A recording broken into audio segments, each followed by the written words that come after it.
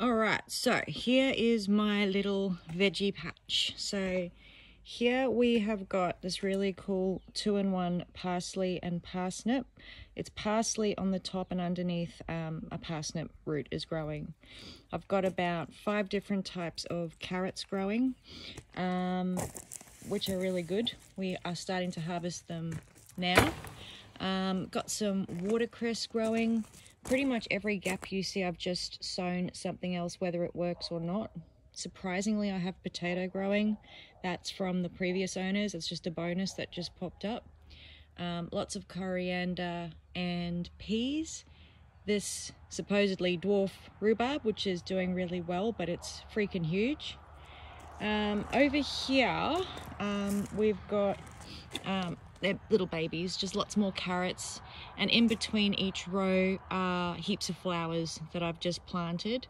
I have a huge problem with cabbage white butterflies, moths, which I've recently sprayed some dipel, I don't know, on it, and it worked really well. And I also had an aphid infestation, and I have a snail problem. So yeah, and I also had whitefly recently, so that's why you can see all the cloches. Plus we have a whole heap of slater bugs and millipedes, or chungalolos. So all the little bottles that you can see, I've got different varieties of broccoli and cauliflower growing, which I initially sowed in punnets.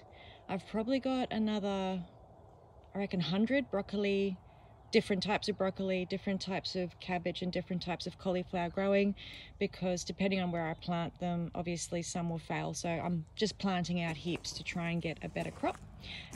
This is the chief gardener, who is looking very grumpy because she has eaten all of her zucchini allowance for the day. This row here is a really cool new type of silver beet.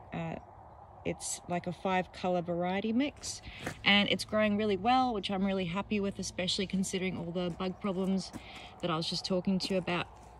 The nasturtiums in particular got smashed. So I've got 1, 2, 3, 4 types of nasturtiums growing, and they nearly died, but the spray I put on them really helped them, and also just going through and squashing all the eggs and everything has helped as well. I'm letting tomato plants grow through them. I know they want fruit, especially because it's so cold, but basically I'm just thinning them out really sporadically. If I grow these really thickly, I do find I get less bugs. So it's just something that I'm doing.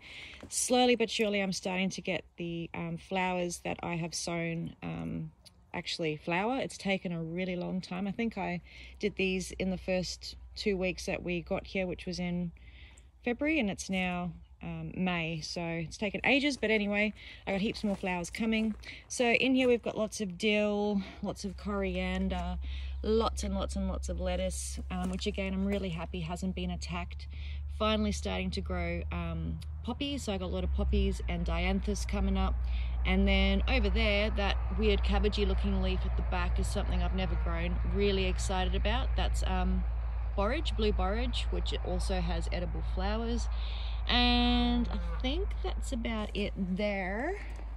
Over here I've got fennel. This is the last of the zucchini. This massive one I'm saving for seed, which Mom will be happy about.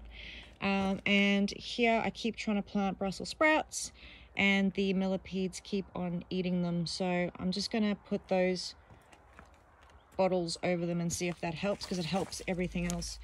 There I've got some bergamot growing. Just got a gazania to attract beneficials. Gazania's a weed here in Tassie, so I've kept it in the veggie patch. The pumpkin was really badly attacked, first by whitefly, and then I think, what was it, a little while ago we had a thrip problem. I think it was thrip, can't remember now. Had so many things, but it is recovering, and it's producing beautiful pumpkins, which we are using already, so that's really cool. Got quite a few pumpkins growing everywhere. Parsley just grows wild. Parsley and dill just grows wild everywhere, so that's just a bonus. I don't ever need to worry about planting that. Just got beetroot hidden everywhere as well, and wherever I could find space, I've got like more cauliflowers and broccolis and stuff interplanted. Spring onions. Moving on, this is my little structure I made because I was too poxed to buy proper stakes at the time. So I made this out of kangaroo paw and wormwood cuttings, and then I just put a netting over it. Unfortunately, I did it too late, so I'm actually going to remove the netting and just manually remove all the snails and all the bugs that are in there, because they've absolutely smashed the pak choi, the Chinese cabbage, the bok choy. But thankfully they haven't been attacking what else is in there, which is swedes, onions, and delicious peas, which are fruiting really well. Over here, crap load of broad beans and borage in the middle, which will hopefully flower soon. I'm growing a bottle of pump water and just a lot of broad beans, which I thinned out heaps yesterday because the wind, we had a really bad week of rain and the wind just smashed them. So I lost heaps of broad beans, but there's still a lot of healthy ones. Trying my hardest to grow Brussels sprouts in sneaky spots. See if I can cheat the system. This whole row is lettuce. I've just sown more today, but otherwise I've got this amazing one which I'm just obsessed with, which is a mustard lettuce, which I love. And in between I've sort of interplanted heaps of turnips and some Japanese radish, which is really cool. I think that's about it. And I've just got dianthus and beneficial flowers just interplanted in there, which haven't germinated yet, but will soon. Over here, I've just done this bed today. It had heaps of tomatoes. So I took the last of the tomatoes out and I'll just ripen them on the vine elsewhere. Kale is growing. These kale got smashed since I sprayed that stuff, the dipple or dipple, I don't know how to pronounce it, don't care. That has really saved it, and I've got more beautiful lettuces growing over there. So what I've sown in here is another 4 types of carrot. Then I've also sown more silver beet, more swedes, more onions, and more beneficial flowers on each side. And I've also sown some more spinach here because I eat heaps of it. I have a sneaky pumpkin growing just because I want to rebel and see, to punish myself, how it doesn't grow pumpkins in the cold weather, but I thought I'd do it anyway. Heaps of beetroots. Beetroots had an awesome crop, but the leaves are starting to get smashed by snails, of all things. I don't know why the snails seem to want this more than anything, but the actual beetroot's beautiful. And I've got, I think, 4 varieties of beetroot in there, which I'm really in love with them. I've got beans growing, but because of all the broad beans around them, they haven't had enough light and they're not happy, so I'm going to pull them out. Got heaps of poppies and calendulas growing in here. I've got leeks. They are giant leeks, which have been growing for ages in the background. And then I'm growing more kohlrabi just in plastic pots in the back there. Heaps of parsley. And I think that's it for that bed. This is like my radish and turnip and Brussels sprouts bed, and I keep trying to grow kohlrabi and Brussels sprouts, but things keep on eating them, so I'm just experimenting with different ways. But anyway, I've just planted more turnips, more kohlrabi.